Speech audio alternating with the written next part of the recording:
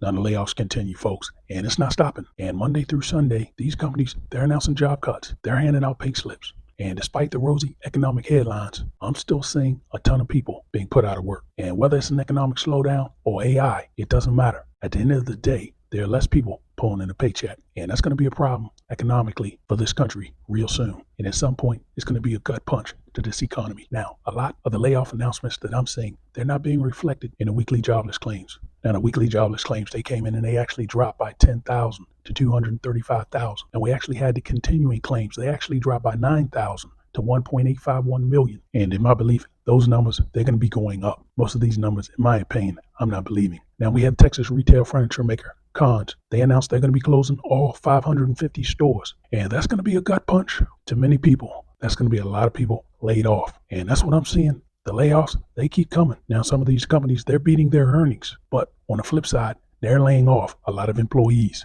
Now, the headlines, they look somewhat great. And if you're one of those guys, like the majority of the public, that's just browsing through headlines online, you're getting the impression that this economy is doing great. But once you pull back the covers and you look at some of these numbers, you realize what you're being told is a sham. And as I've said, this glue is starting to come apart. And it'll be interesting to see how long they can hold this up. Now, if you like this type of content and updates, please like and subscribe.